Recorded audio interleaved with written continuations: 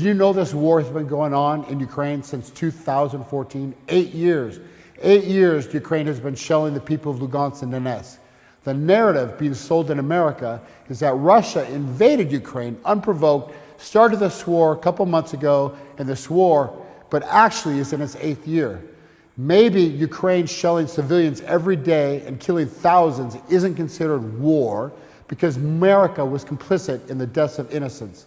I've been to Donbass a dozen different times since 2016, and every time I go, I see mortars flying over every morning at dawn, crashing into civilian areas, into the malls, the schools, the hospitals, the airport, the apartment complexes. You will not hear about this in the media, and this has been going on for 8 years.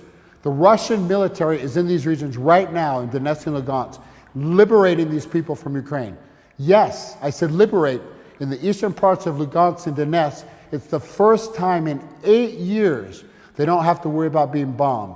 So how did this war really start 8 years ago?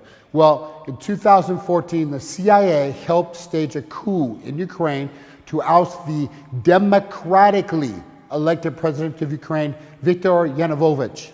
The subsequent Western puppets that were installed pulled Ukraine away from Russia. They banned dissenting political parties, and they took media outlets critical of the new government off the air. So in May 2014, both Lugansk and Donetsk held referendums. In both provinces, the people overwhelmingly declared themselves as free republics. They have their own constitutions, they have their own government, police, school systems, hospitals, everything.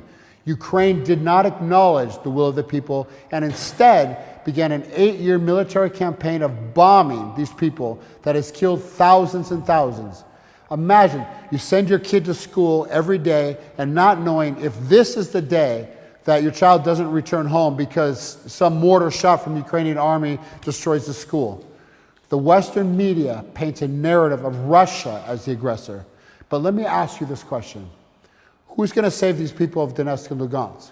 For 8 years, the U.S. claims to be a beacon of democracy, and here are 2 republics using democratic devices to achieve their sovereignty, not violence. And the result is to get bombed for 8 straight years with mortars and missiles sent by fucking America. Quite ironic.